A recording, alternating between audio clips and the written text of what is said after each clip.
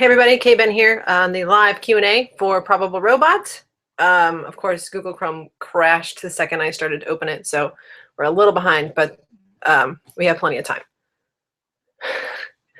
First question has already come in about whether or not Siri has already started her hostile takeover of the film.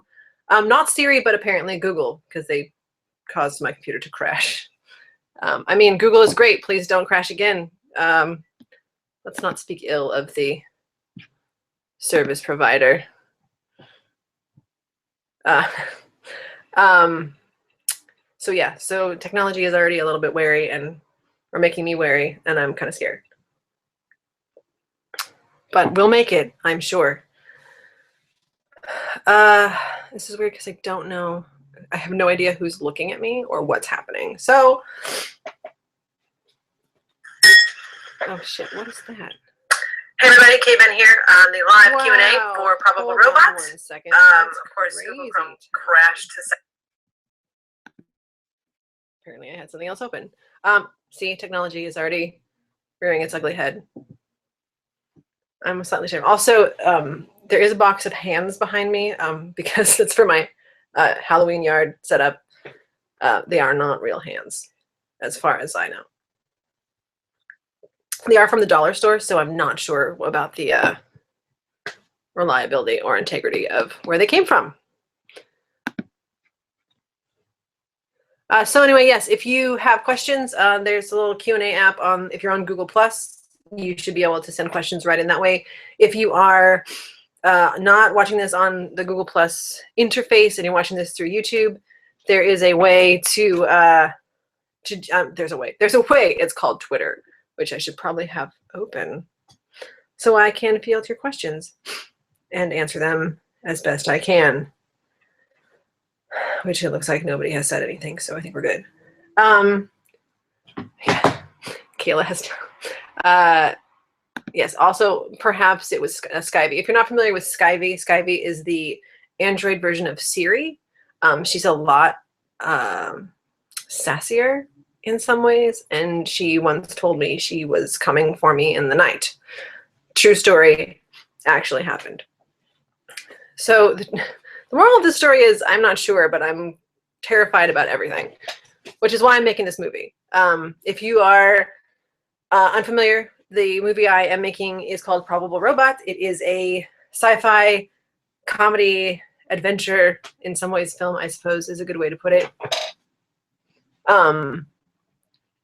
Sorry, I'm still getting a little bit situated here. I wasn't sure what the framing would be of the room. I tried to dress up my production area back here. This is what independent film looks like, by the way.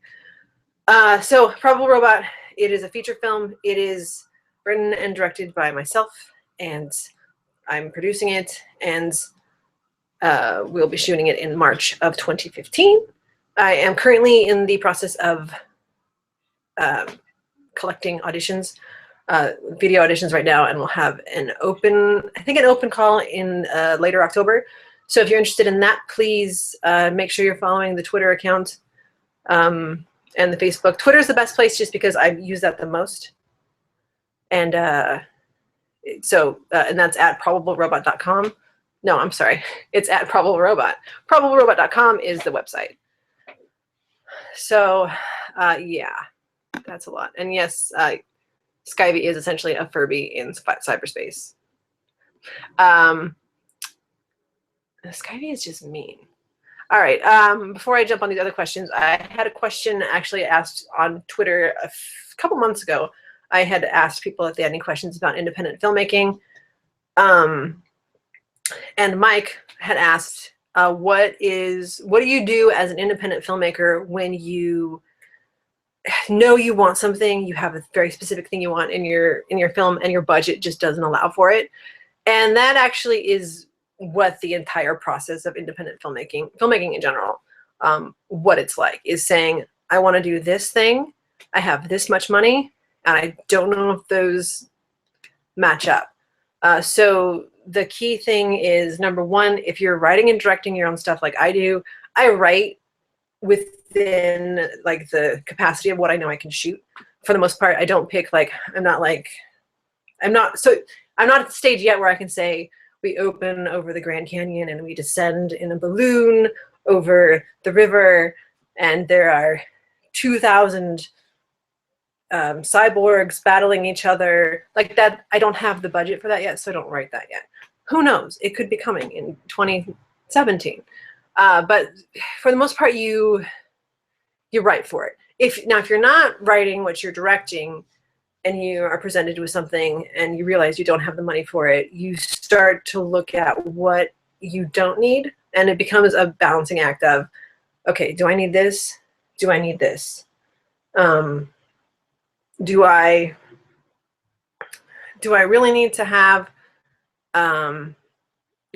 50 extras in this scene, or can we maybe shoot it with 10 and we cut those other 40 and then we redirect that money? That happens on the professional level a lot. It just, you figure out ways to redirect money. So it's a balancing act all the way across. Next, I'm going to take another question over here. Has anything surprised me as I'm editing and rewriting my script? I actually have not done a full rewrite yet because I was waiting to get through the fundraiser, just for like my mental state of focus, because running this thing has been like my whole life right now. On top of my regular job, I go to work. If I have time at work or the capacity at work, I work on this stuff. I come home, I work on this, and so I have not done a full rewrite yet. But I've been taking notes and doing things, and even in doing the interview with the Rainbow Hub and writing up some stuff for the audition work, like the pieces that the ladies are auditioning with. I've discovered a little bit more about my characters, which is cool to kind of get a little more in depth and just be able to write stuff that I know won't necessarily be on the screen, because it does inform a lot of the subtext of what will be happening. So no big surprises yet. I did have a revelation from the first draft before I moved into like the draft and a half. That is what I circulated to most people, which was kind of where the robots are coming from and who they are, and the origins of that, which was when I first conceived of this and worked it out, I didn't really know. So on that work through that second time, I was a little more informed about it. So, sorry. The world does not stop when you're doing a Q&A, and people still send you messages that might be timely. Sorry. You can't talk amongst yourselves. This is very bad etiquette. I apologize. But this is independent filmmaking. People ask you questions about making films. Is there a way to say the project? I'll take care of it later. Don't worry. Actually.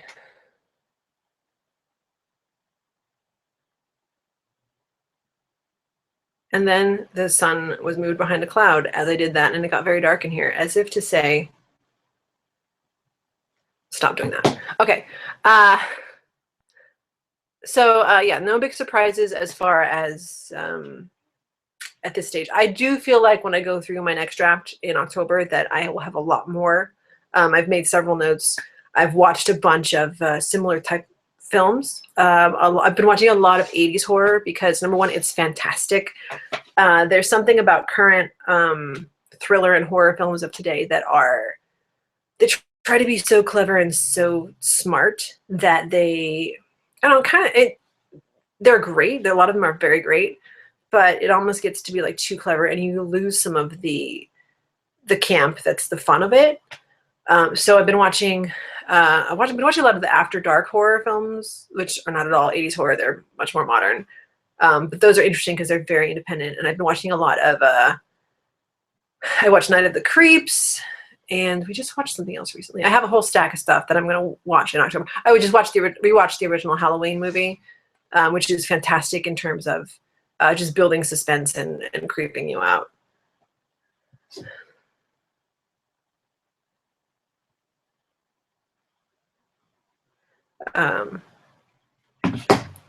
All right, so next up, coming up here. Tell you about some of my previous projects and what I learned from them. Okay, yes, absolutely. This is my third feature. If you have been following any of this at all, that's probably not news to you, but if you know, know that? Now you do. I shot my first feature in 2008, which was Attack of the Yeti Hand. It's posted right there.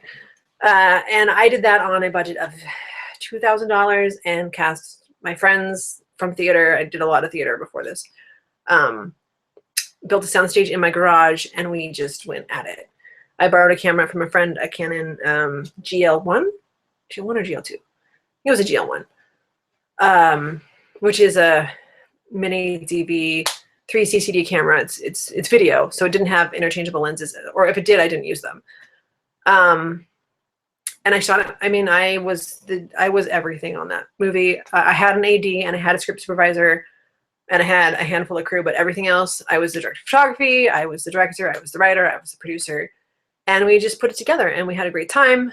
But when you watch that film, you can tell that I didn't know a lot of other stuff about, as far as about composition, about just a lot of the technical details that go into making a film look beautiful.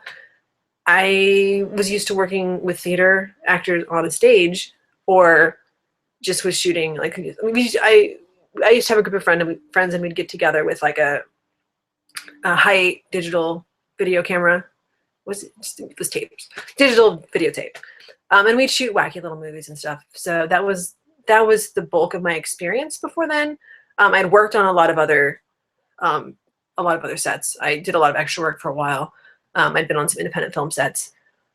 But all of my knowledge was coming from that. So I didn't really know a lot about how to shoot a movie outside of just in theory and what I'd heard and learned. And, I didn't go to film school. I learned a lot of stuff just on the fly or from DVD commentaries, which actually are a really great way to learn about how to do stuff. A lot of the tips and tricks that I've absorbed over time have been from those. So yeah, I didn't really, sorry, I'm trying to keep on track. I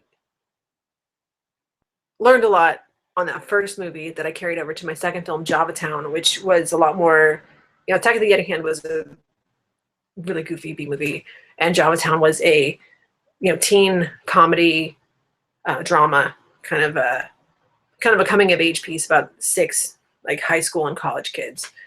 And that was a lot more traditional. I used a lot more traditional setups, with, master, medium, and close-ups and coverage. But again, I didn't shoot any B-roll. That movie is like 80% finished, and because we lost some footage, so I can't ever actually put the whole thing together. But there's a lot of stuff that I didn't think about, because it's stuff you don't think about if it's not your job to think about it, which when you're on a larger film crew and you have a crew of people, to do your bidding, there's people that do that do a lot of that stuff for you, or remind you of it, or help you plan it out and budget for it, and you set up your shoot dates and do all that. So I'm coming into this film with a lot of that behind me. And even if I'm doing it myself, I know what I need to plan for, and I know how to go about doing that. And the stuff that I don't really have a friggin' clue what I'm doing, I will hire someone to do it. So it's been a process. And like I said, I didn't go to film school. I learned all of this in doing it. And to be honest, in doing that, I spent $5,000 to learn a lot of this stuff versus $100,000, which had I paid for a $100,000 education, I would have a $100,000 education. But I'm happy with the way that I learned to do this stuff, because it's, for me, it's what works better. I don't know if I would do as well in a classroom environment. That's been a struggle in my life anyway. So learn by doing is how I do it. Doesn't mean it's best for everybody, but it worked for me. And particularly right now, when it's really hard to break into this, it's always been hard to break into this business, but we live in an era of do-it-yourself, and your iPhone is capable of taking great and beautiful video that's good enough for the Academy Awards, which, yes, there was at least a short 2 years ago, I think, that was nominated for an Academy Award. I'm not sure if it won. I don't remember if it won or not. But the tech has caught up, and with the advanced technology, the cost of a lot of stuff has gone down.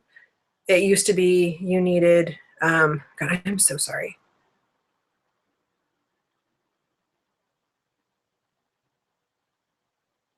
I have a friend who is having a film-related crisis right now, and I was like, I'm about to do my Q&A. I don't think he understood what that meant. It's okay. I still love him, but I don't have anything else I can help him with. Well, if anyone knows how to get a project to upload to non-existent iDVD on a Mac, it's my time. This is me asking you a question for an answer.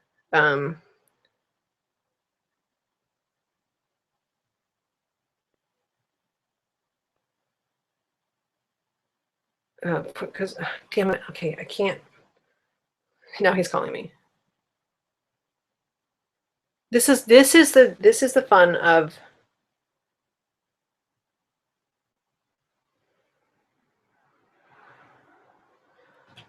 this is the fun of live. Good thing we're not like some huge network project thing that's happening like the Oscars, and I'm fielding questions. All right, questions that are not related to this. Okay, when you're working with a small budget like this, what are some challenges you face as a director of photography? Time, I think, which is like time is not time is limited, so you're working with either if you're working with natural light, like what's happening right now, because natural light is free, so you want to use as much of it as possible. So lighting it so that it looks good is tough. When I was using, because when the first movie was shot on that Canon GL1 or 2, we're not sure. The second was shot on a Canon Vixia HD camera, which is a tiny little thing. But again, those are fixed lens cameras, and so you're kind of limited to what it looks like. Whereas with this film, I'm stepping forward to DSLR, which has interchangeable lenses. So in doing that, I'm able to work within a smaller budget still, because right now I'm working with the T3i. By the time we get to production, I may have moved up, but right now I'm spending this time learning and working with this camera. So the interchangeable lenses kind of give you more depth, and they give you more production value to what your image looks like. And even just kind of with some side work that I've done, just playing with it, it looks great. I'm a terrible and ah-er, so I apologize for that. When I was in freshman year of high school, we did like Toastmasters speech class thing, and I was not the best at it. But I'm working through it. Anyway, so yeah,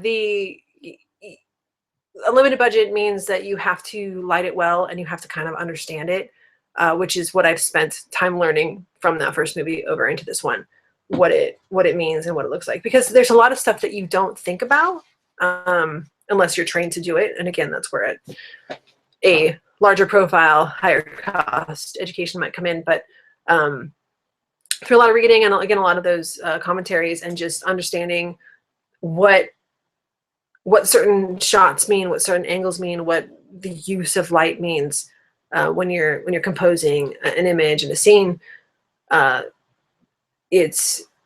becomes invaluable. And so I guess when you work on a small budget, you have to take the time to educate yourself on a lot of this stuff. And also it's different too when you're shooting your own work, when you're shooting something you're directing. It does in some ways take you out of the moment. Whereas I feel like if I had a DP on set, I said, I want this scene, set it up for me, they could set it up, and therefore the focus as a director can be on what's happening. But I do prefer to have that control over the visual end of it, also because I'm learning this. And if I were being paid and this was like a $20 million movie, then I would not be like trying to do this myself. There would be someone there to do it. And then I'd be like, okay, you can do this, I'll do this. But in the meantime, I'm learning both, and it's kind of been really fantastic, because 10, 15 years ago, I don't think I would have said, yes, I would like to be the director of photography on my own work. I would have said, hell no. At that stage, I think I was still kind of like, I don't even want to direct. I just want to write. But over time, and the realization that it's really hard to get other people to kind of jump on board your projects, especially if you haven't really done anything of note. That's always that's the paradigm of trying to be a screenwriter. It's a fucking process. I can say that. It's my own feed, I guess. It's hard though. And so I've gotten to this stage of I like to do it all myself just to get it done. So if there are any fantastic directors of photography out there who want to do some super independent work, call me, talk to me, we can talk. In the meantime, I am loving everything I'm learning about this and working on learning how to do it well. I'm going to be shooting a short next month, I think October, if not October, early November. We have a couple of projects on deck. I have one that I have written, and then my friend, the one who's been having the issue with the iDVD, he's working on some stuff too. So those shorts are going to be a little bit of class time, I suppose, with the DSLR to learn what does what and what it means and how to make it look right. I could probably let's check Twitter and make sure no one's bouncing questions in and I'm just ignoring them. Which, how are all of you doing today? Good? Sounds great. Fantastic. No, nobody's talking. They're all looking at Britannia. Speaking of Britannia, let's talk about why I'm making this movie and why I'm taking the approach I am in making this movie. I put a poll out there about 3 months ago, asking people a couple of questions. It was an anonymous poll about how they identify and do they feel like media represents them. Is there a character on television or in movies that they feel has accurately represented them? And what shows and movies have attempted representation and ultimately failed? And I got a lot of the same answers in a lot of like, when it came to shows that they felt had nailed it, those were similar answers. And it came to shows they felt had failed, there was a very strong universal answer that came through on several of those.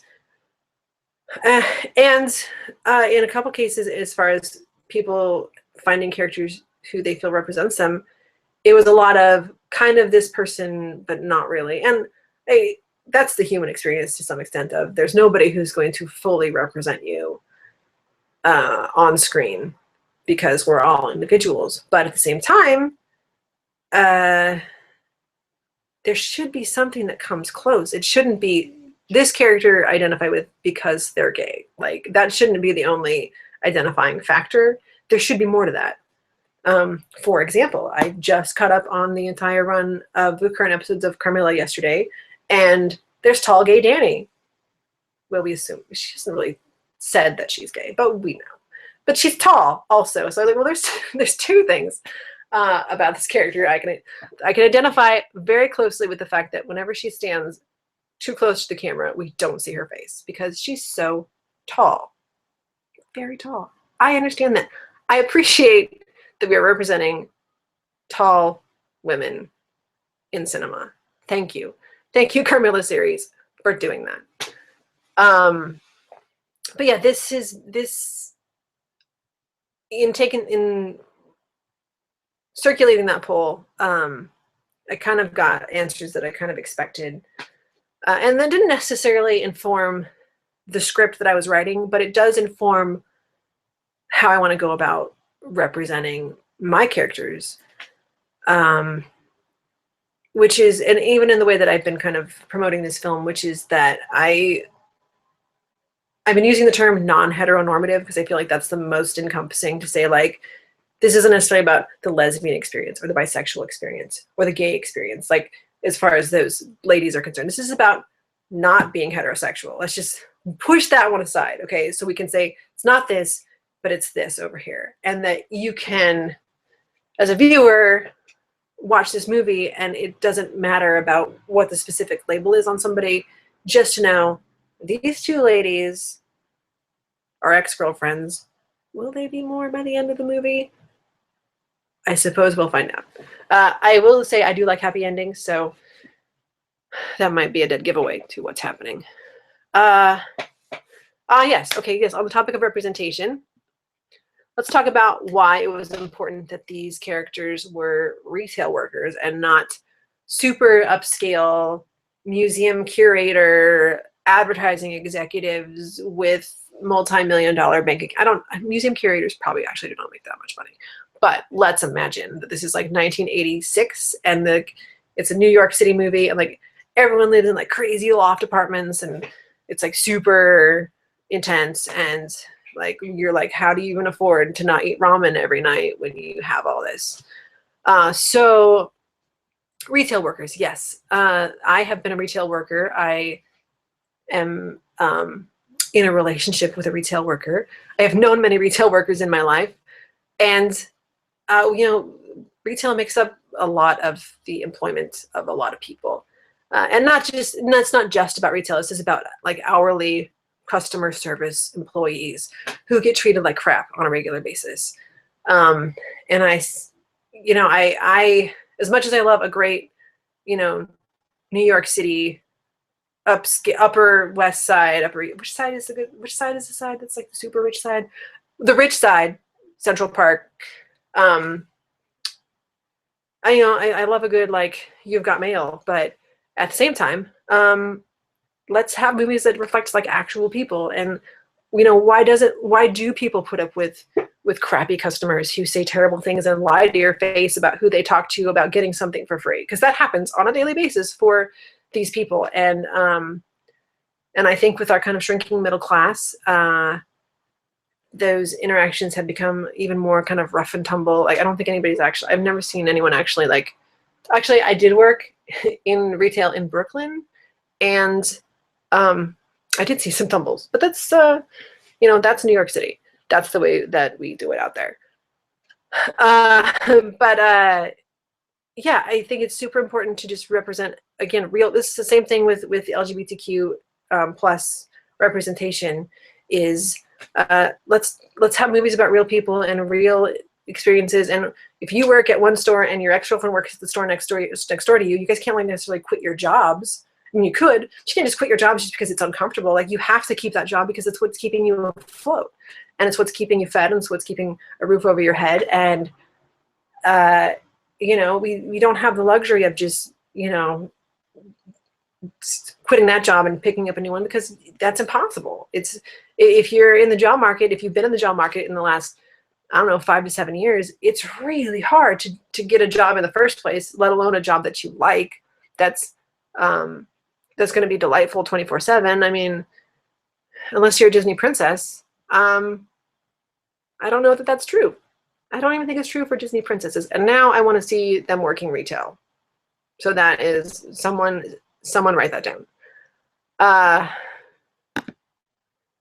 Also in line with representation, what about women of color? Yeah, how do we address the super indie budget and try to address that level of representation with a potentially limited acting pool due to budget? This is a very good question, because there is a very limited acting pool the acting pool is broad and wide, actually. I live very close to Los Angeles, so there are many, many actor types who just want to work. But finding good actor types who just want to work for little to nothing can be difficult. And to be honest, I posted a call that ran for about a month, just a preliminary casting call. It was open. All that it said was character name, age range-ish, and then a brief description of kind of their personality. So there were no limits on this. And I would say probably 20 to 30% of the responses I got were women of color.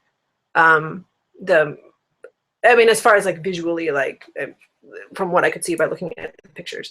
And I thought about that. I looked at them, thought about that, and said, "That's this is interesting because I don't want to limit any of this either way. You know, I am very much a I prefer to work in an environment where I say, here's the script, everybody read it, and the best person who gives me the best won the best audition, and then also like I get the best kind of interaction with them and really believe that they're the best person for that part.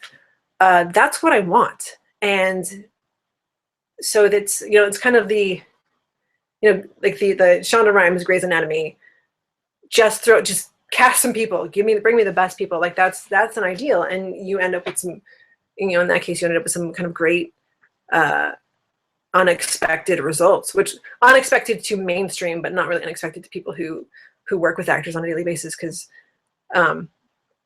sometimes the expectation is so ridiculous as far as like, well, like everyone needing to be, you know, Caucasian people from middle America. I don't know what I'm saying. What I'm saying is that as far as this project, I'm wide open. But it does feel limiting sometimes, because I feel like, I don't know if, what am I trying to say? I don't know if people aren't submitting.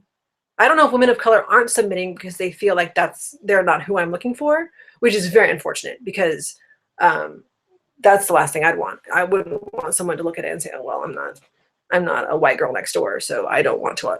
I don't think that they'll want me for this, because I want people who are good at what they do. That's what I want. So again, if you would care to audition, please send me an email. Honestly, anybody who's watching this, if you are interested in working on this film and you are local to the Los Angeles area, contact me. I will let you know when the open auditions are. Come out, read, talk to me. Be flexible. I mean, as much as I look for people who can act on screen and who are good at, you know, reading audition pages and reading your sides, just being an awesome person really helps. So be awesome, and we'll probably talk. In fact, that's one of my it's not a frustration, but one of my concerns is that I only have 4 leads in this movie, with a handful of kind of peripheral characters. And I hate the idea of having a bunch of people come and read for me and having to tell most of them no, because that sucks.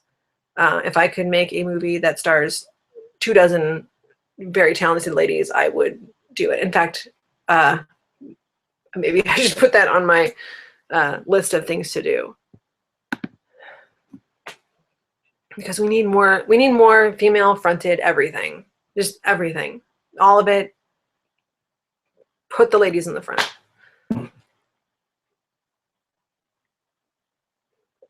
And so that's not the end. It's just coffee break time, which my coffee has gotten cold, but it's still delicious. Actually, water would be good with all the talking. Let's check Twitter again. One day I will have an MC who will be here and fielding all of these questions. No, that's just a retweet. Well, that's fantastic too, though. So if you're wondering, let's look at our totals and see where we stand right now. We are currently at, did we make more money while I wasn't looking? That would be super fantastic. Oh, no, that's where we were. We are at just under 7,500. We're at 73.42. Our goal is 17,000. This is 43% of our projected budget. At this point, I don't expect to meet the $17,000 goal. It doesn't mean I'm gonna stop trying. In fact, they have an like Oprah style secret wish board right behind this that has a number more than that on it, but that's between me and Oprah as far as what that is. How long do I think shooting time will run? Good question. have blocked out 14 days. I'm expecting it to be a 10 to 14 day shoot. My other 2 films were shot on 8-day schedules. That was moving very quickly. The first one moving very quickly because the runtime was only about an hour and 10. Javatown was about 90 minutes. But honestly, with digital, you can shoot longer, you have more productive days than you would with film. With film, like I think it's every 6 minutes. Your reel of actual negative is only your actual film negative is, I think it's 6 minutes, which is like, so every 6 minutes you'd have to like change it out and put a new one on, and that always takes time. So it would eat up into your production time. So with digital, it moves a lot faster. So I nailed it. I knocked out the first 2 movies on 8-day schedules. I am giving myself more time on this just to get the coverage that I know that I missed previously on my other movies. I want to make sure I get that kind of stuff. I want to make sure that we just have enough time with our days. Also, a lot of this, or a good chunk of this, is outdoor daytime stuff. And we're shooting in March, which means that daytime is limited, which I didn't think about when I plotted all of this. Now my mother is texting me. Why right now? Everyone wants to know what I'm up to. If they would just read their Facebooks, they would know that I'm doing this. Mom, if you're watching, my day is going great. So yeah, probably closer to the 10-day schedule. I made it a full 2 weeks just to give some extra time. That includes some weekends in there, a couple of days off. But I don't know. I don't know if we'll go much longer because it just depends. I like to move quickly. I like to rehearse. I do like to rehearse stuff before we actually get to our shoot dates. I think that's important, and particularly in the case of this film and my previous film, I had a couple of, there were a couple of people pairing up. So I wanted to make sure that those scenes and that chemistry was right, which I really lucked out on Javatown because the two women who had to play opposite each other in that movie had a really nice, natural on-screen chemistry. And I cast that one really not traditionally. I kind of just picked people that I liked without reading them. And when I put them together, fortunately, they really worked. But in this case, I do have to kind of read people and make sure that they have chemistry together, because that's a big selling point of this, is people who can fight and then people who can seem like they are into each other. That's really, really crucial to this. And also we have a couple of kind of kooky effects. I'm going to try to do most of them practical effects, which means we need to we're doing a lot of it on the day. It's not anything too intense, but there's a couple of scenes where we have some goopy, yucky business happening, and a couple of I either have to figure out, because we have doubles of people because the body snatchers are coming, like, look out. So I have to figure out how we're doing that, because we are not Orphan Black. So unless we can get Tatiana Maslany and Tatiana Maslany and all 6 of her to come out and play everybody, which could work. But we're not at that level of effects here. So we might be doing it old school, which is how I like things. Okay. How long is the runtime of the movie going to be? I don't know. Standard, which is kind of a bullshit standard, but the standard is that usually 1 page of dialogue equals 1 minute of screen time, which is sometimes true, but not always true, because it depends on who you have. If you have William Shatner reading your screenplay that is 60 pages, it might run 2 hours because of all the pauses in between everything he's saying. However, if you have like a Gilmore Girls type reading of your screenplay that is 60 pages long, it might be 20 minutes because everyone's talking super fast and super caffeinated.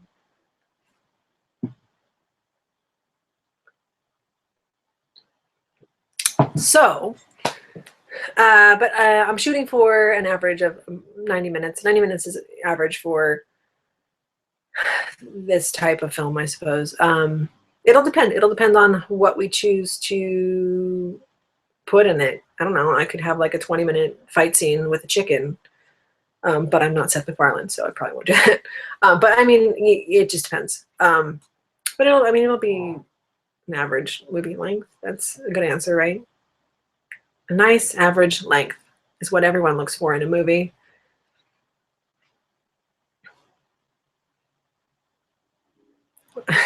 I suddenly had the urge just to stare at the screen for a long period of time, which is not what I'm going to continue to do. That's really weird. All right. Crap, I had more topics, and now they are gone.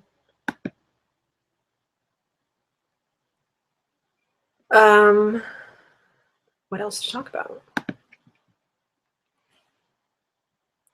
Oh, speaking of things to talk about, this poster behind me, the Support Independent Artists, is the one that is up for giveaway if you contribute within the last 10 days of the campaign, which was from Wednesday. Wednesday is right? Yes, Wednesday. Last Wednesday up through this Friday. You're entered in a drawing to win this. There's a little thank you from me down there in the corner for supporting this project. So that is a thing that will be given away. Also, all of the perks that are not reliant on cast signatures should be going out before holiday season. So if you're getting t-shirts, or like t-shirts, and like most of the buttons have already gone out. The posters can't go out because those are supposed to be autographed. And but stuff like t-shirts, and is there anything else that's, because everything else is autographs. So all the autograph stuff probably won't go out until at least till I have the movie cast, which should be hopefully the end of the year, by the end of the year. So they should go out, I would say, post Christmas season. So watch for that stuff. And a couple of waves of stuff have already gone out. That wind is blowing and scared the crap out of me. If I had an editor that was capable of compositing scenes together similar to Orphan-like, would I change the way I'm going to shoot? If I had an editor who could do that, which I should talk to my editor because maybe he knows how. I might, but I kind of don't want to go to a CGI place. Because one, I know that at this level, just the quality is not going to be what I want it to be for that. But I mean, if I could, maybe I would change it. I don't know. I don't know enough about the actual technical specs of what that takes. I do know that within recent years, a lot of that stuff has gotten much easier to do, and to do it on this level. So I probably should look into that. But I don't have a whole lot of doubles. I have, in fact, the moments where we do have doubles, I kind of almost wanted to be a little bit over the top as far as like how we're seeing them or what's happening. So at this stage for this movie, probably not. If I knew I had somebody and I was working on drafting something else, then I probably would definitely think about it. But I mean, this comes back to me writing what I'm going to shoot, knowing what my resources are. So it's possible, but I don't know. Okay, on an indie film, how do we work around production interruptions? You make sure you have extra days in the shoot, like I have done. It depends on what the interruptions are. I mean, like, if we're talking about we're shooting in, I don't know, like, are they pulling in giant trucks to unload produce, like right in the parking lot where I'm trying to shoot? Or do I have a cast member who has gotten food poisoning? You just have to be flexible with it. You can, if you have a day where just kind of your whole day is screwed because of something, you go shoot other stuff. Like you can always, I think, shoot B-roll, or you can maybe shooting different scenes is kind of difficult because you might be locked into a certain location for certain days. But my days tend to run pretty short. Like, I don't think I've gone over an 8-hour day, which is a short day for a film. Usually an average day for filmmaking is 10 to 12 hours. And they can go as long as 16 or 20. It just depends on like what you're doing and what's necessary for it. So I have normally pretty short shoot days, so you know, it depends on the length of the interruption and you know, is someone out of commission for a full day or a week or what's happening? Indie films, I mean, there's stories of you sometimes are just going to wait a month to go back and shoot because I don't know, you just have to be flexible because you don't really have any other option, honestly. Let's see. What are some of the very practical things on a higher budget? What are some of the very practical things a higher budget is going to help you afford with this project? Thank you. Yes, good question. Yes, because this budget will be several times more than what I've done before. It will benefit this project in being able to pay actors a decent working wage to work for me. My last two projects, people either worked for free or for a very minimal pay.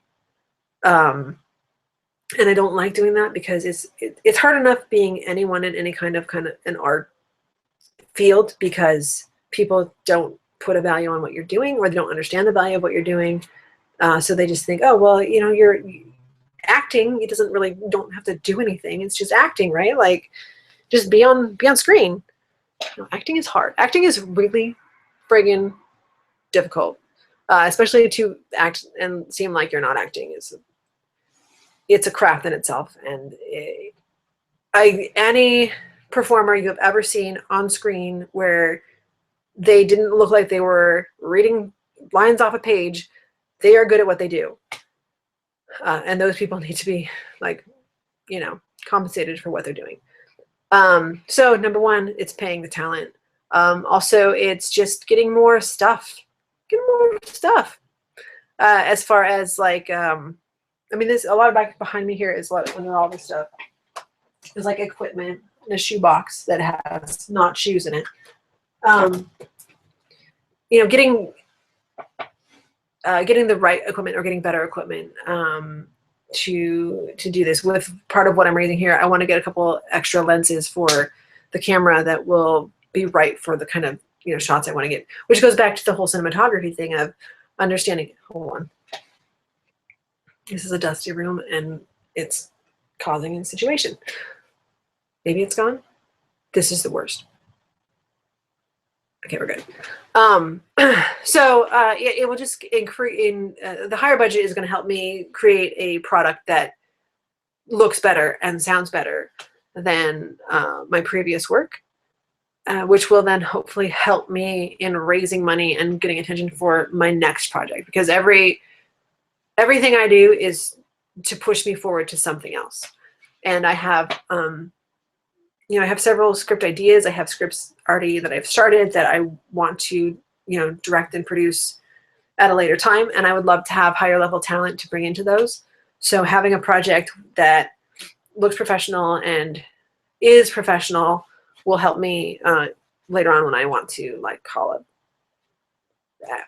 Hollywood people and say, be in my movie. Because that's just how it works in the business. You just pick up the phone and you say, hey, come be in my movie, right? That's how it works. No, I don't know. So, you know, I know I could do this movie on, you know, my second movie I did on about 3,000 maybe. You know, where we are right now with the 7,000, you know, I know I could make a better movie than I made before, but I want to make a much better movie than I made before. I want to make and that's not necessarily saying, like, I don't think that the stories I was telling were good before, but I want to be able to tell those good and great stories. Listen, they're great stories, okay? I want to be able to tell what I consider to be good storytelling at a level that will make people want to watch it. Because there's kind of, like, there are plenty of things worse than this, but for sake of this statement, there's nothing worse than, like, when you're on Netflix and you kind of come across a movie that you're like, oh no, or you like Amazon Prime, right? Like you come across a movie and, like, the description sounds good, cover art is pretty awesome, and then you start the movie and you're like, the acting is terrible, it's just an awful movie, and I've had those experiences. And even when you look at like some of the independent films from the 90s, like there's a lot of really great films, and a lot of the ones that have carried over through time have something about them that resonates even 20 years later. But there were a lot of really terrible movies made in the 90s, in all decades, but specifically during that independent movement. There were a lot of movies that were a great idea, but they didn't have the budget to necessarily kind of pull off what they were doing. And in some cases, that doesn't matter. Some cases, you don't need a big budget to tell your story because the story is about people, which is why a lot of movies in the 90s were about people talking, because it's cheap to shoot people talking in a room. But yes, I'm drinking out of a spot glass just so that this is. If we could just highlight my geeky nerdiness like exponentially, then I am drinking out of a Burger King spot glass. I do it daily, actually. That's where I draw. That's actually where I draw my power from, the chalice of Spock. So that's how you know this movie is going to be good. Sometimes I trade out Spock for Uhura, but it depends on the day. And if I want to look at the glass for a long time, then I go to the Uhura glass. This is the real nuts and bolts of filmmaking, actually. This is how it works. I like that I have different drinks on different sides. Again, riveting. What else can I talk about? What else do you guys want to know? Like, what are other questions? Is anyone even in this room? See, I don't know. I feel like I'm speaking into like a huge abyss, and I don't know what's going on. Which is why for years to come, for minutes to come, people will look at this video and say, what is happening? I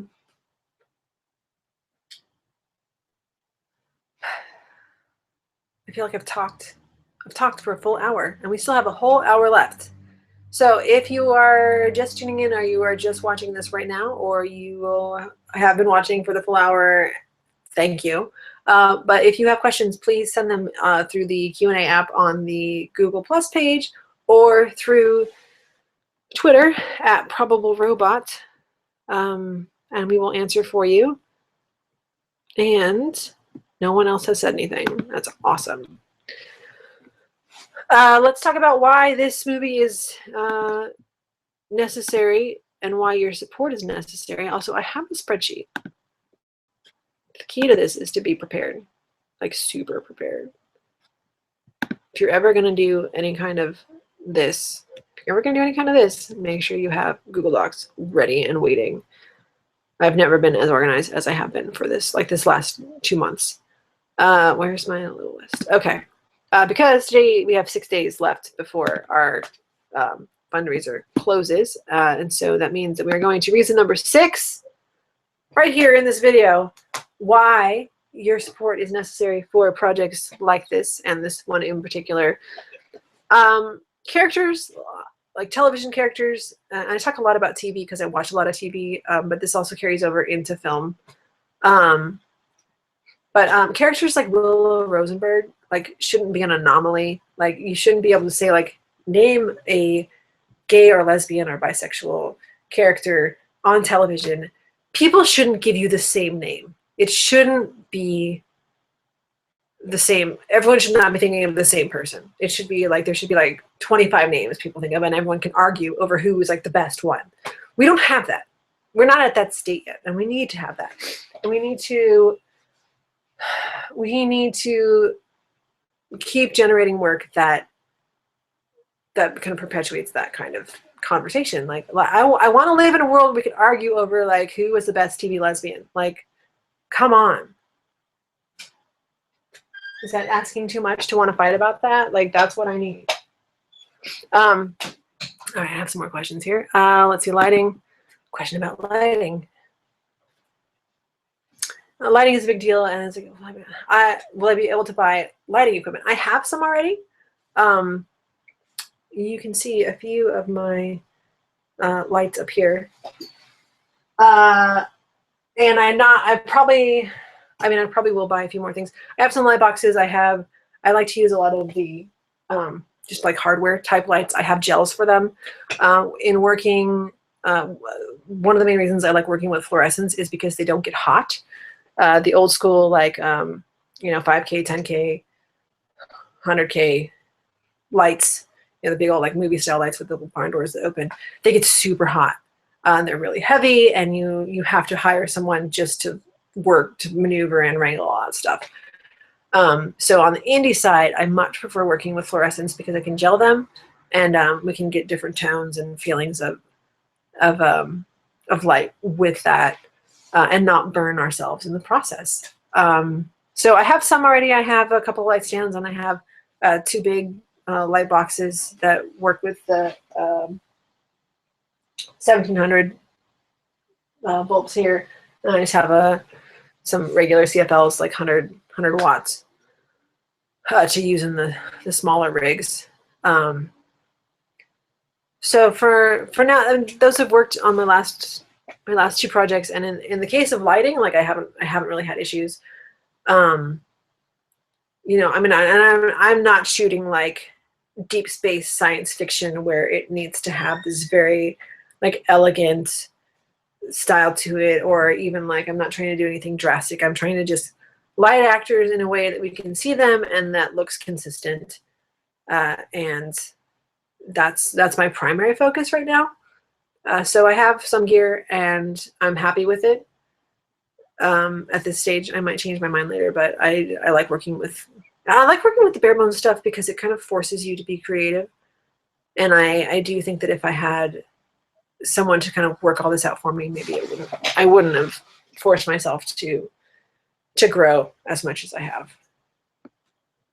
All right, next question. What is some other talent I'm still looking for to help make this movie other than actors? I need a lot of, crew is its own, every aspect of crew is a talent in itself. I haven't really thought too hard about who I'm looking for. So like specifically, like I need wardrobe and I need makeup and I need hair. I have some people like locally in mind for that. I have an editor already. I do need music. I mean, I don't know what the tone is I want yet for like musically for this project. But I do need music, and I don't know if I want to go like with like score or if I want to go with something soundtrack based. I've done soundtrack based in the past because it was easier.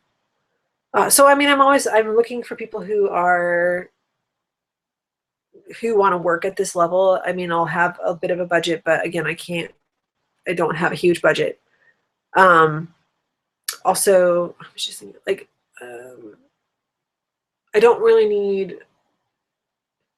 I'm saying like I don't really need it. Like, I would love to have like a full crew of every like level of stuff, like art direction and wardrobe and sound design and all that stuff. And I'm just not at that stage yet. But if anybody does any of these things, again, get in contact with me. But at this level, I'm kind of doing a lot of it myself. That's the thrill of independent filmmaking, is doing it all on your own, independently. Or I mean, this is kind of like the question about the compositing and the editing. Like, if there's someone who's super knows how to do that stuff and can do it beautifully on a super low budget, yeah, let's talk. I mean, I'm just looking for people who want to be a part of something, special, because it makes you special. To quote the great wise Rachel Berry. Oh, I think I paraphrased her just now. But yeah, I mean, I've gotten so used to working all kind of angles of this that I don't think about, like who I would like, who's my dream list of people to, or roles to fill, because this is like, it's like a one-man band here, only it's a one-woman filmmaking thing. Only it's not just me, there are other people involved. I'm definitely looking, wow, sorry, definitely looking for like script supervisor, uh, any of that stuff. Like a good script soup is phenomenal. I was fortunate enough to have one on my first film. I did not have one on my second film. Although with digital, being able to kind of just upload things and see it kind of side by side is it's a little bit easier than it used to be. But yeah, having a great script soup will blow your mind. Like someone who knows what's going on, who knows who said what when, and who made notes on it. You can take that to your editor, and they can communicate, and it's a beautiful experience. Who else works on a movie? My mind is like, this is one of those moments where I'm blanking out.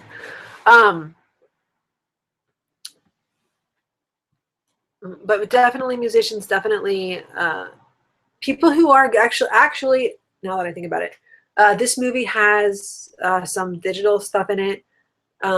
There's some computer scenes that I in my mind, I understand. I know how I can kind of cheat this stuff. But if anyone's like good at, I don't know, making fake websites and apps.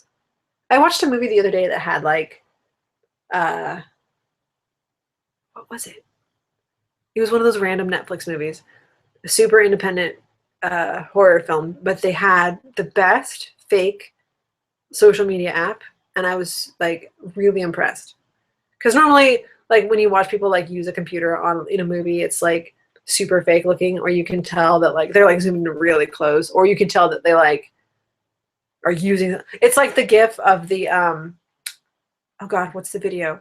There's the video and like they're texting, and it's clearly like Microsoft Excel. It's not a text message, and then oh my god, why am I blanking on it? I'm so blanking on it, and it's so good. But like I don't want that. I don't want someone to be texting Microsoft Excel to someone, because they're never gonna get that message, and they're gonna be real upset. Super upset. Like really upset.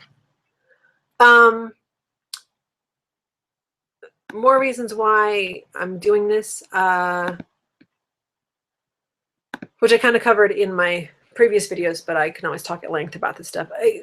Is we're looking to expand the library of non-heteronormative films, that's across the board. That's all genres. That's romance. That's horror. That's comedy and science fiction and all of it. Like all of it. Let's make movies that are not about the same guy and the same girl fighting in the same way to end up in the same place. Like, and I want to make those kinds of, like, I love like really manufactured romantic comedies. Like I do love them. I think that some of them are like my super favorite. Like I love them, but like I want to do that with like lesbians or everyone. Like let's just do the same thing only with different people, and like imagine how that would just change. But imagine how just making that shift could change a story.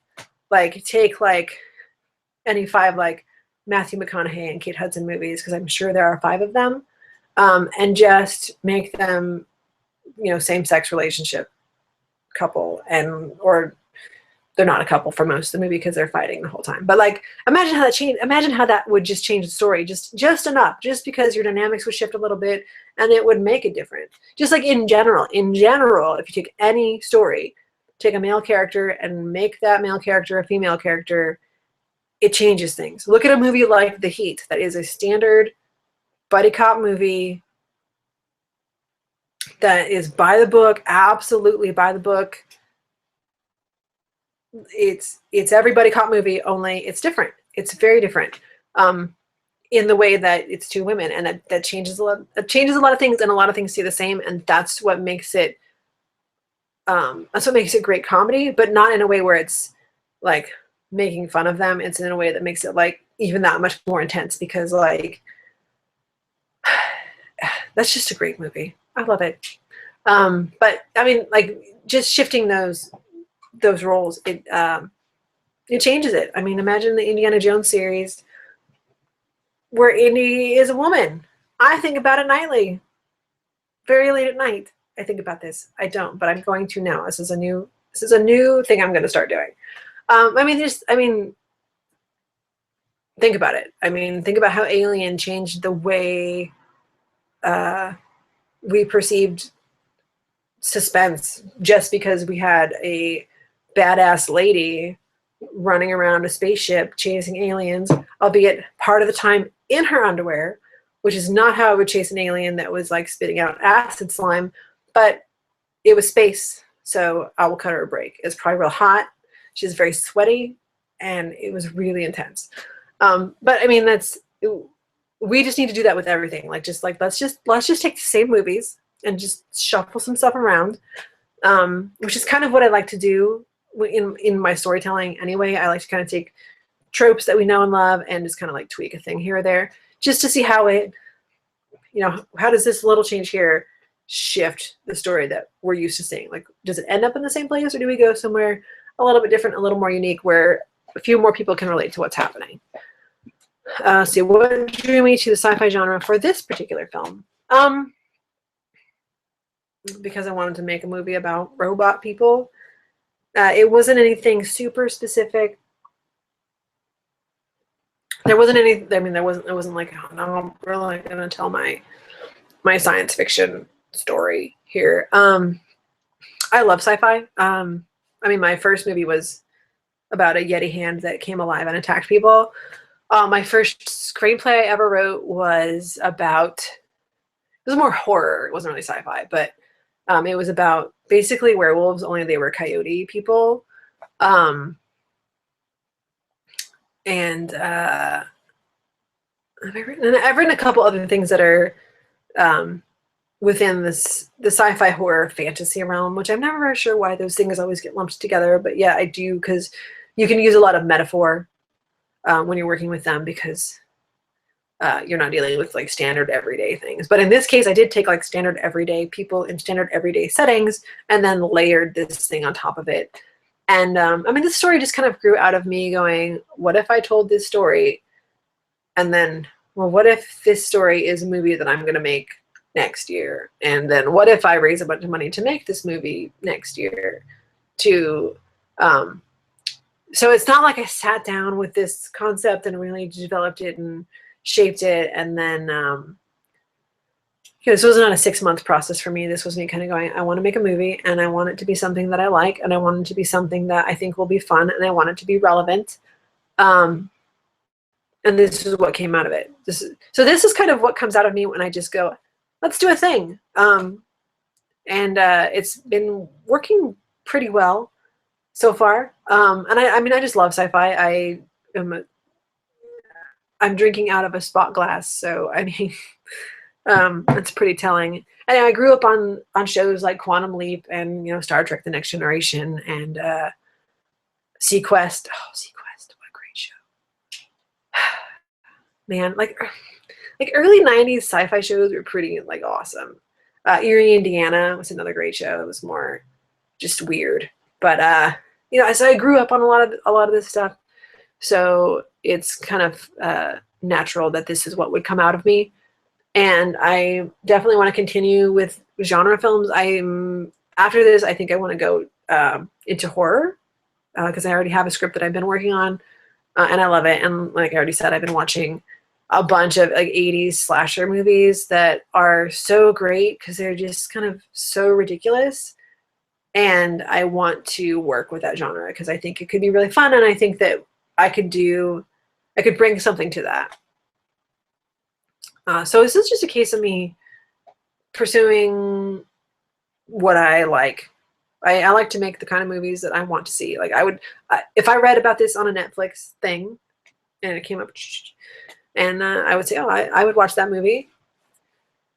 And I would have, like, the other two movies that I made, I would have done the same thing. And that's, I think, most of what I write is me saying, this movie hasn't been done yet, and I'd like to see it, so let's write it. Fortunately and unfortunately, but usually fortunately, sometimes someone will beat me to this, and they will make a movie that is basically kind of what I'm thinking. And in most cases, I'm fine with letting that go, because then I don't have to. Listen, if you have $40 million and you're making a movie that sounds like one of my ideas, please make it, because you have $40 million and I do not. So all the best.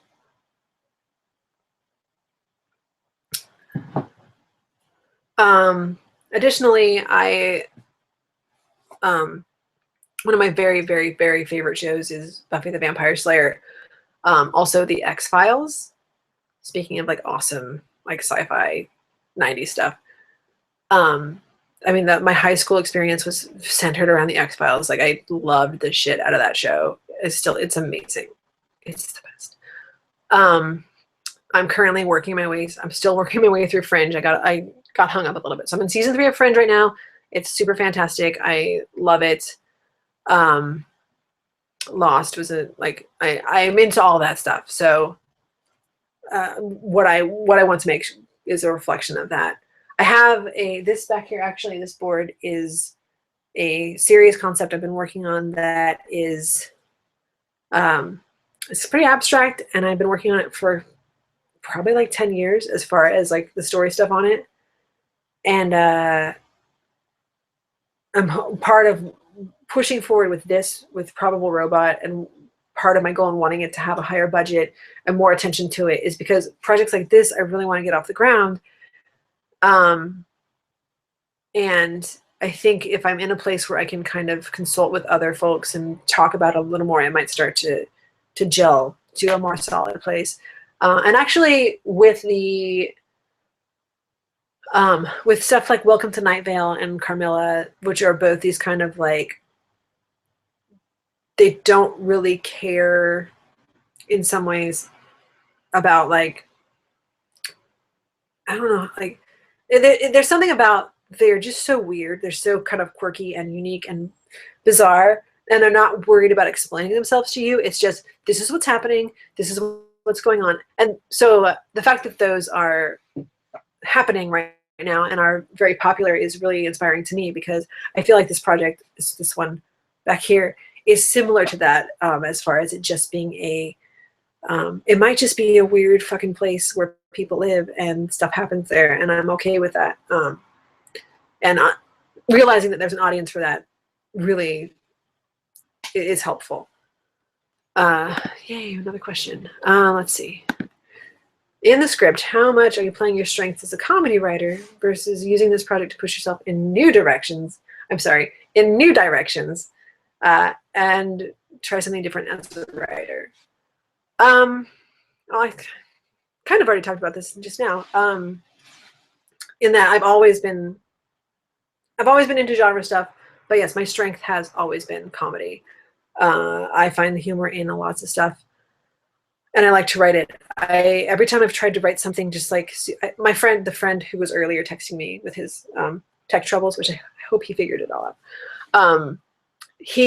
I have a friend, he's super good at writing super weird stuff that's like really, it's brilliant, and it's really weird and really dark and really bizarre, and he's amazing at it. And every time I kind of try my hand at that kind of a thing, it comes out really funny. And I guess that just has to do with my perception of the way the world works and my sense of humor. And again, he and I share a very similar sense of humor. It's just that when we put those words on the page, there's a huge contrast between them, because he can somehow tap into this dark space and kind of maintain this level, whereas I come here and then, well, but did you know about this? And then we went here and we were doing this over here. And oh, by the way, this is just funny because that's just how life is. So in this script, I'm using comedy to kind of push the story forward.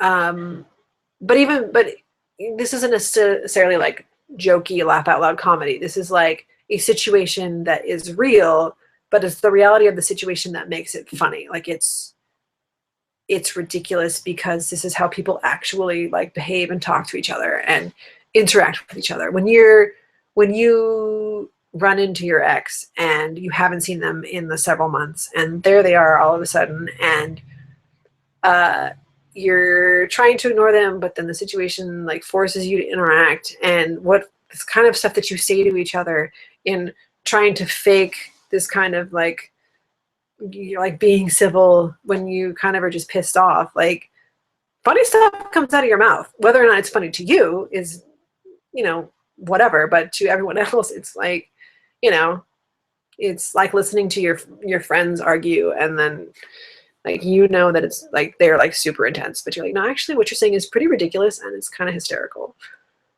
So that just lends to this story. And as far as like pushing forward,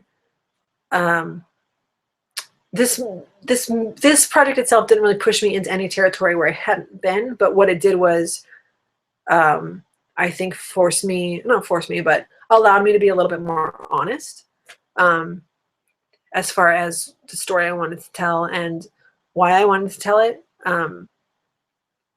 Not that I was ever like not doing that, but I think just in this case, it was very clear about what I'm doing and where I'm going with it. So that's how we're heading in the new directions with this script and story and film.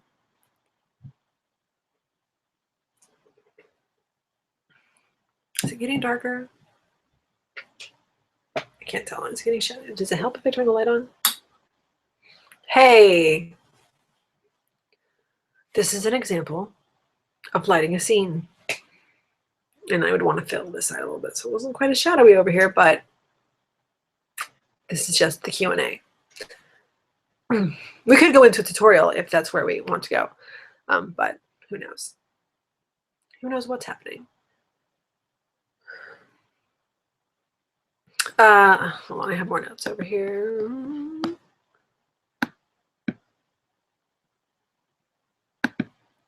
Another reason why this is a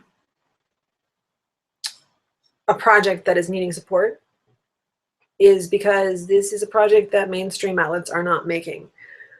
We are still running into the issue of it's not even about like the kind of issues that I'm kind of trying to tackle here. It's this, like, the main issue with Hollywood is like they just want to keep making the same things that were making money. Like I don't know, it's the same. I don't know what they're this is the hard part. Like it's everyone who is, or a lot of people who I listen to, like as far as I listen to a lot of podcasts, and I I'm just reading the trades and all that stuff. And I mean, I feel like most people who are in Hollywood, who are in this business at different levels, but particularly screenwriters, can look at the stories that are happening and say, like, original stories are the stories that people want to see. Original stories are the ones that draw in a huge box office response. Not to say that sequels aren't bringing in the money, but the sequels are bringing in the money because you're filling your like megaplexes with like 3 of the same movie. It's this whole weird numbers game that doesn't make any sense. Like it does not make any sense. So I can't particularly fault the mainstream outlets. They're not doing enough with original story anyway for me to fault them for not telling my story, because they're just not telling anybody's story. They're telling the Transformers story like 11 times. Like that's what they're doing. So I think it's really, really, really, really, really important for independent projects to be supported and funded to tell these individual stories. I think that if you are someone who honestly, truly believes in representation, if you're somebody who truly believes in diversifying our library of films and television and web series and all of this, you have to support independent projects. You have to lay down $5 or $20 or $1 or $100 and say, yes, I want this to get made. And you have to understand the importance of ownership and being part of something. And I feel like right now, I feel like an old person. I feel like because everything is so accessible right now, I don't know that a lot of people particularly understand what that means. I don't know if people are understanding what I say when I say I want you to have ownership in this project, in this project that I'm doing.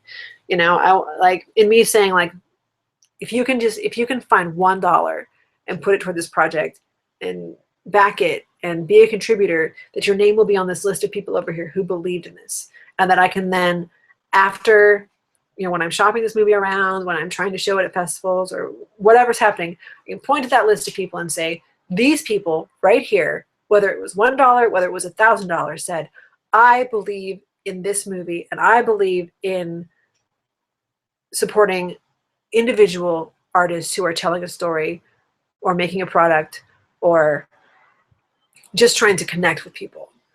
And that's so important. And I'm trying to, like, make sure that people understand how important that is, because that's why I'm doing this. I mean, I could write I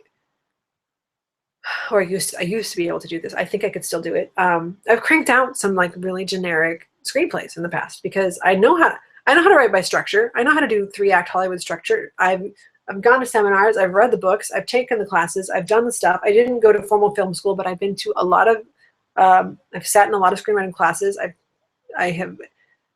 The bulk of my college experience that's what it was. And so I understand the nuts and bolts of it, and I can teach it, and I can do it, and I can put it out there. But why? Why would I do that if I wasn't doing something that was unique to me and important to the people that I know and care about? That's my soapbox moment. Why this is like this, you know, why? Another question here. Do you plan to have a wide variety of shooting locations for this, and will raise funds largely to determine that? I don't have a wide variety of locations. I have a handful of locations, and most of them are spots I can that are accessible to me, either for like little to nothing. So this budget here doesn't really determine like what the locations will look like. Although that said, I either have to build a set or find a space that is suitable for at least one of the locations. So I mean, yeah, I guess budget does play into that, but it's not. I can finagle it one way or the other if I have to. In fact, like right now, like literally right now, I was thinking, like, can I turn my living room into what I need? Because I will if I have to. Like, it's you know, I think I said this already, but for Yeti Hand, like I literally built a soundstage in my garage. I went to Lowe's or went to some home improvement store. You know, bought some. I don't know if I bought drywall or if I bought plywood. I think it was drywall. Anyway, I built fake walls. I painted them. I built one false wall, and I had a door, and I covered the sides of the garage, and like I built a set. I literally built it, and we used it for 3 different locations in that movie. We repainted it and redressed it, and just try to make it look as different as possible. And unless you're actually watching for it, you don't really notice. Even in watching it, I kind of forget that they're the same spot. And I built it, so funds won't necessarily make or break that. If anything, they will just enhance what it can look like. That's how I feel across the board. Like right now, with what I have, I can definitely do this movie, but the more that we pull in, that determines how much better I can do it. And it determines whether or not I could like just hire a set decorator to come in and design something for me instead of me having to look at it and go, okay, what do I want this to look like? And one of the beautiful things about filmmaking versus other art forms is that it's so very collaborative, and I haven't really yet been able to fully embrace that experience as outside of actors. There's something really, really fantastic about handing your script to someone and having them interpret the elements of it into what they're seeing in their mind. And like, definitely that's happened with actors. That's one of the most rewarding parts of being a writer, either for stage or screen, is handing a character over to somebody and saying, okay, I laid the groundwork for you and I know what I want out of this, but tell me what you see. Tell me where you think this person is coming from. And I've seen people have brought some really great stuff into this, into my work. And it's always amazing. It's always incredible. Even just to have people like memorizing your words and then delivering them, and they might just change the emphasis like here or there on something. And it's like, oh crap, right. That like, that line does mean that. And I didn't even think about like that being, you know, that it would mean that to that person. Which it's probably one of my favorite parts about this entire process is working with actors and seeing what they bring.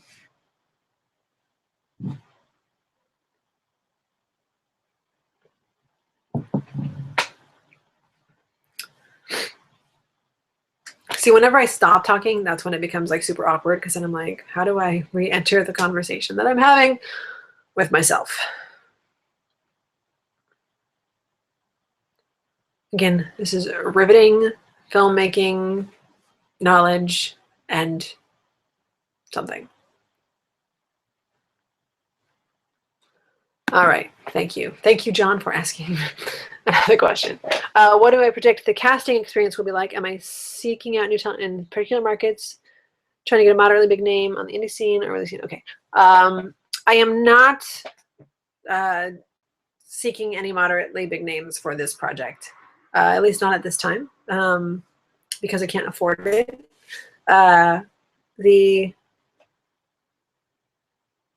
Because you'd have to, it just comes down to like what you'd have to pay people per day.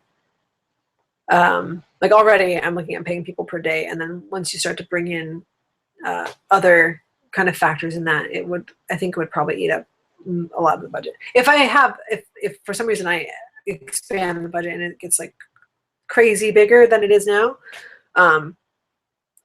crazy bigger. This is, as a writer, that was what how I chose to describe that. You know, if I had the money on hand, then perhaps I would consider that. But for this project, I'm still kind of keeping it smaller, lower key. I feel like the project after this, again, this is why this is important, that this project has some pretty solid production value to it, is so that when I do the next thing, I can say, I made this movie over here. It's great. It was great fun. Please look at it. Please look at it for an hour and a half. That I could then, you know, approach someone and say, hey, do you want to be in a movie? This is what we talked about before. You pick up the phone and you call the people and they show up, if you're going to pay them. So right now it's mostly just open call. I have a posting up right now that will run through October. It's for video submissions that I've had some really great people already submit, and I love it when people submit to me. That's a different movie. But again, it's actually pretty fantastic because they're just reading the audition monologues, and again, it's just hearing people determine what your words mean to them is always, it's great. I love it. So it's open call, and then at the second half of October, I am hoping to plan callbacks, like physical, like at a location callbacks, where people can come and read together, because I have to have the right chemistry for this. So yeah, so this is This is about as open casting as it gets. It's just like, please show up and we'll see what happens. Tell you about my characters. Let's talk about Mona and Jules. They are some ladies who we meet in this film. Jules is an artist. She does, I think she does like, I think she does a few different styles of art, but like, she's the kind of artist, she does like that found object sculpture kind of stuff. Like, you know, she finds like half of a broken toilet in someone's yard, and then a friggin' weather vane, and then some like wire, and then some other stuff, and like a hubcap, and like she probably turns it into something super fantastic like that. Like that's how I picture her. She's very like, I mean, she's you know, she can also, I think her element of study was probably more like fine art, but she prefers like to get that kind of gritty, like just kind of really bizarre but awesome stuff. And Mona is she's not boring. She just works. She works for her weekends. And on the weekends, she probably is friggin' delightful. Like, she's probably that friend you have that, like, she's always working, but if you can get her to come to your party, she probably does, like, you know, a couple of Jello shooters and gets a little bit crazy, and then you find her later, like, asleep on your bathroom floor because she drank a little bit too much. You know, I mean, I want these both to feel like people that you probably know, because they're definitely people I know. And they, you know, and the history on them is that they broke up at some point in time before the movie begins. And it wasn't like a drastic, like, there's nothing that like specifically drove them apart. It's not like someone cheated on the other. No one had an affair. It wasn't anything, it wasn't a, you know, an event. It was,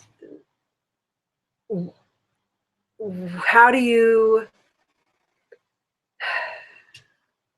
it was one of those situations where one of them looked at the other one and said, I don't know if you'll ever, not necessarily change, but if you'll ever be any different than you are right now. And it sounds like that's the same thing, but, you know, it's a case of that. And then as the movie progresses on, as we have the experiences of the movie, it's determining what things are important. Like, what is important to you? What's important, as far as what you look for in a partner for your life experiences, and how much do these other things matter? Like, when it comes down to crazy robot invasion, what matters? Like, does it really matter if someone, you know, insists on like ironing the sheets? That's kind of weird, actually. I don't even, listen, I like drive my girlfriend crazy because I ask her to make the bed all the time, but I don't even iron my sheets. I'm not a sheet ironer. Okay. Some people are. Some people iron their sheets, and for some people that's a deal breaker. And so, you know, that's what this is about. Is it really worth, when you're faced with a robot invasion, can you overlook the sheet ironing? I mean, seriously, these are important questions we have to ask each other. They're not particularly drawn on any other characters. I mean, in this particular stage of their life, they are arguing a lot. So I do love characters who can't get along, and then they have to get along, and then they realize that they're hot for each other. So, you can't see what is over here, but I know what's over here, and some of you can decide what's over here, and that was informing a lot of that over here. But so I love kind of the slap kiss dynamic, and so that did inform this a little bit because I wanted to have that. But you know, this is, again, we're meeting people who already know each other, and they know each other so well. Like, these are, before the breakup, these two were together for years. Like, they were the kind of breakup that when they did break up, everyone was like, holy crap, like, what are you talking about? But they couldn't believe it because, like, you know, they were like they're that couple that you look to and you're like, well, at least we have them. At least there's Mona and Jules. And then Mona and Jules broke up, and all their friends were like, what the crap? Like, how am I supposed to function? How am I supposed to have faith in anything if you guys can't make it work? So yeah, they're not really drawn on any super specific characters, but there's elements of a lot of stuff that I've just absorbed over time. The movie takes place in present day. Do I ever consider setting it in the 80s or 90s or anything else? This movie, I did not consider that because it needs to be current for the technology to work. However, one day, maybe one day soon, will make my 90s film. I love the 90s. They are my favorite time. If I had a time machine, I would go to the 90s and like go to like a bunch of concerts and like buy a bunch of clothes and then come back here and basically look the same as I like do right now because I kind of have never left. So yeah, I would love to make a 90s film. I'd love to make an 80s film. Actually, I would love to make. But see, I want to be like super like postmodern about it and kind of like make it. I don't know, but yeah, I would consider it. But this film is necessary that it takes place in present day because of the specific technology that I've chosen in the way that our crazy robot overlord body snatchers are functioning. They need our technology that is present right now. Additionally, that's to scare the crap out of you so that after you watch the movie, you'll be like, do I want to download this app or not? Because it could be a gateway to losing my human soulness. My human soulness. Again, I'm a professional at this. Is there a large supporting cast? There is not a large supporting cast. There are 4 primary characters, so 2 leads, 2 supportings plus 1, 2. I mean, there's probably like 10 people on the whole, maybe 12. There might be about 12 like people who we see and who speak to us overall. There's Mona and Jules. There's Mona's brother Mac, who is kind of a do-it-yourself, fix-it kind of a guy. There is Sander, who works at the retail store where Mona works, who is in his late 30s and had to get this job because he was laid off from his actual professional desk job, which is what he went to college to do. And now he's stuck like folding shirts and organizing shelves and facing products for a minimum wage. And he's not the right fit for management. So they didn't hire him in as a manager because he didn't know enough about the company and he just wasn't the right kind of personality. All stuff that I've heard in my own personal life when I was job hunting once upon a time. So those are kind of our 4. There's also a girl who works at the same shop who is the assistant manager, who is way too young for the job. She's smart enough to have it, but she's young. So it's kind of that idea of like when you're like 27 or 32 and your manager is 20 and they're following the handbook to the T because that's all they know and they don't have any like experience to back anything up, and so they're very eager and they're doing it right, but they're not doing it right, like that kind of a thing. There's a guy who works with Jules who some stuff happens. So I mean, it's a handful of people, but there's not a lot. But they're all unique. They'll have their own kind of vibe about them, and I think everyone will like them. I hope so. I hope that you like them enough so that when something terrible happens to them, you will be devastated and wish that hadn't happened, because that's storytelling. Is there a particular scene that I know is going to be really tough to shoot, and am I stressed about it or dreading having to tackle it? No. I mean, not to the point where I'm like stressed out or anything. There's a couple of things like I said, we have some like mild effects. But because I wrote this to shoot it, I have a pretty solid grasp mentally on what I'm going to need to do. So I don't think that I will, like, I'm not like, oh crap, how are we going to do this? It's more just like, what level are we going to be able to do it? Like, is it going to be like super friggin' amazing and people will see it and go, oh my God, I can't believe it? Or is it going to be like people watching and go, yeah, this is what I expected for a, you know, micro budget independent film. This is how I expected them to handle it. I do have, I mean, there's one pretty effects heavy segment, but I say pretty effects heavy, meaning like there will be some fancy lights. Like there's a, see, I don't want to give too much away, but there's a whole technology about the way that this body snatching is happening, and I definitely have to build this device, and it needs to have a lot of like crazy lights on it, and it's definitely going to look like a B sci-fi movie.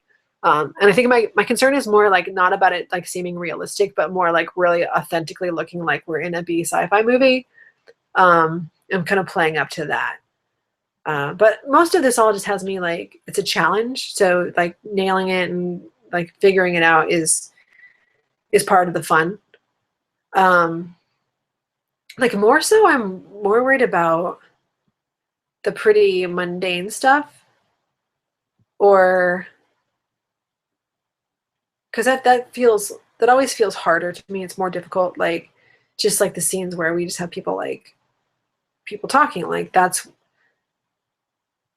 where you can kind of lose an audience. I think if you're doing something that's pretty extraordinary and like crazy and this incredible stuff's happening over here, and I think it's easier for an audience to get kind of caught up and suspend disbelief when we're like, robot body snatchers are snatching someone's body right now in front of your very eyes, to be like, okay, like this is crazy and I'm not expecting the greatest like stuff going on. It's cool. Whereas if I have two people who are talking and if you just can't believe that they're having a conversation about their relationship, you've lost the audience right there. And so those are the moments that I think, those are the things I stress out about if I am going to stress out about something. So yeah, so I guess, yeah, like in that and making sure I cast the right people to handle it is where that concern lies. But if anything, I'm excited because I love this stuff. I love it. It's so good. Will there be an original score? I touched on this earlier. I don't know. I don't know if I'm going score or soundtrack based. Depends on who I talk to. The previous, I mean, I would love to build a soundtrack of like indie artists and then like do that and like have it either. See, I don't know if I would necessarily want to sell that or if I would just like because everything is digital now. It's not like the olden days of CDs. It's not like I would be necessarily compiling them onto a CD and then like selling that CD. I mean, I could conceivably get a dozen artists and work with them and contract with them and say like, okay, we use you in this and we do this, we pay you this, and then like on our website or on iTunes, it's just a listing of these songs are associated with this, and then people can buy that. I'd love to do that. I've always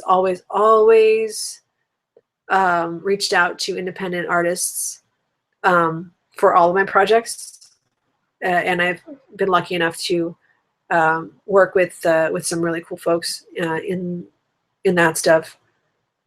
And that's just if you ever want to just discover some really good music, just create a soundtrack for a movie.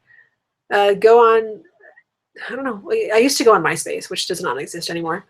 And there used to be a website called GarageBand.com, which I don't know if it's still there. But I mean, now it's like easier, I think, just kind of like go on everywhere and find stuff. But the whole act of just kind of like finding people and listening to stuff and doing that is always pretty incredible. And people were pretty cool about just kind of sending an album my way. There used to be, I think there still is, like CD Baby was a great place just to go online and like shop for indie albums and then pick some stuff up.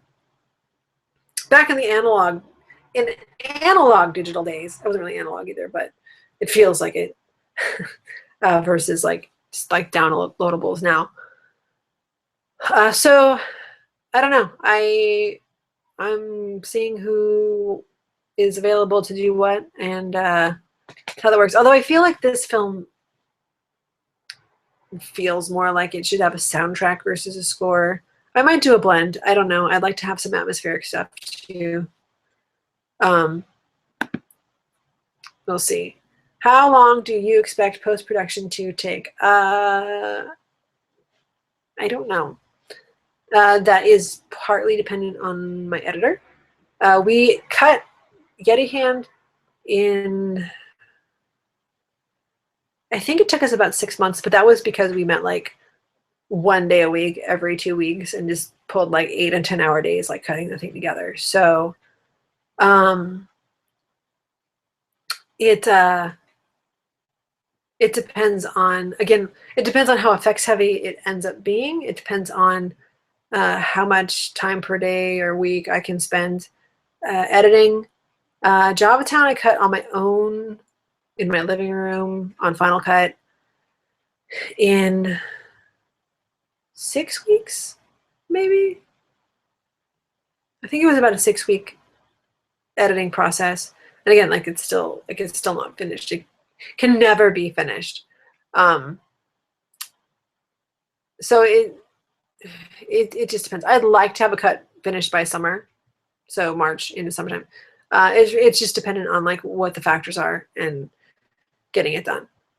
But we don't have anything like, we don't have any crazy, like I don't have to send it to an effects house and have like, you know, like Lucas level like effects layered onto it, and we don't have like miniatures, and we don't have like people in the green suits with the things on them and all that. Like I don't have that. So hopefully it will not take a long time. Did I consider having a trans character? For this project, my primary concerns were my 2 lesbian bisexual lady leads. So I wasn't thinking like about really like, I mean, I guess my approach to this is like any one of these characters could be a trans character, and it's just not brought to the forefront. I don't know. That could depend on casting at this point. Also, like this is another one of those situations where if someone shows up at an audition and is fantastic, it does not matter. But I mean, in this story, in this case of like, as far as like a trans character where we are working with that character element within the story, that wasn't part of this story, but I definitely have stories where I'm open to that. Like I did, like, yes, I have considered it. Maybe not necessarily for this project, but I'm absolutely open. And again, in the case of this film, bring me people, bring me all the people, and read for me, and just be good at acting. Like that's my primary concern in this case. And this would be the case if a trans actor auditioned for me and then they said, can we like make this character, I mean, trans, and then this is part of the story, then I mean, as long as it's not conflicting to the story, then why not? Like, why wouldn't you do that? That's an excellent question, and it's part of like wanting to be representative. And I think in some ways, wanting to be representative is not necessarily about labeling everyone either. In the same way, like the 2 leads, like I don't think there's any point in the script where we say like so and so is a lesbian, or so and so is bisexual, or so and so is, you know, is like a Kinsey 3, and they are predominantly heterosexual, but primarily, I mean, predominantly, and then occasionally, however that scale works. You know, this is about just letting people be people in their roles. So, the short answer to that question is yes, I have considered it. The long answer was everything I just said. And hopefully I will have some work that I can be more inclusive and representative of everybody. So, yes. And we're almost out of time, and it's good because my voice is like probably about to go, which is, I'm so glad I have Spock water. If you have any more questions, we have about 5 minutes left. As I drink all of the beverages that are surrounding me here at this table. I thank you everybody who has been watching this. If you stuck out for the whole 2 hours, that is amazing. I wish I could give you a trophy. If you are watching this on the later, like just you're watching it on YouTube, thank you also for watching the whole thing. You can go to Indiegogo. We're Probable Robot. We're on there. You can search it. It's also igg.me/@ like the word /probable robot, or you can Google it. Probablерobot.com is our webpage. Wow. We're at Twitter. At Probable we're at Probable Robot on Twitter and Instagram, or Probable Robot on Facebook. So we're on all those things. Please follow us because there's a lot of crossover, but there's also some things that are unique to each of those platforms. And I got one more question here to answer. Do I have a major pressing idea for your next project after this? Yes, I think so. Like, I think I want to go with some old school horror after this. I have a script I started several years ago that I'm working with right now to see if that's the one I want to do. So it might be kind of we're going to the woods camping kind of a slasher movie, or I might go with something else entirely. But I definitely want to keep working with the genre stuff. And the genre stuff that's easier to do on lower budgets. That's why I originally went with Attack of the Yeti Hand, because I knew any movie called Attack of the Yeti Hands could be done for not very much money and still really serve the title. I have a romantic comedy that I have been working on that is not a horror film. It's just a straightforward comedy romance.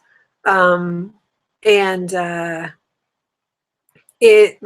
see how this rolls out. Like because part of that depends on choosing the next project depends on the response I get to this one and kind of where I'm standing like financially, and if people are interested in backing like what they want to do. There's a ghost in my house closing doors, which is maybe the next movie that I'm going to make, which is called Door Closing Ghost. And it stars a ghost who closes doors. Again, I'm Karyn Ben. I'm a professional storyteller, as you can tell by that story. I thank everybody who has been here, everybody who has contributed, all 90 plus people. I'd love to break 100 by the end of the day. So if you are kind of on the fence, please jump on board. In the meantime, we have 6 days remaining, including today, to generate some more money. Let's shoot for that 17,000, because then I don't have to lose that extra 5% to Indiegogo, who takes it if I don't make my goal. If you have any more questions, email me at probablerobotmovie@gmail.com or hit me up on Twitter. I hate that phrase, hit me up, and I just said it right now. Send anything to me on Twitter at probablerobot. Again, Facebook, same thing. Instagram, same thing. Gmail is probablerobotmovie. I had to add that on because someone had already taken the name. I don't know why. Thank you. Have a great Sunday afternoon, and that's the end.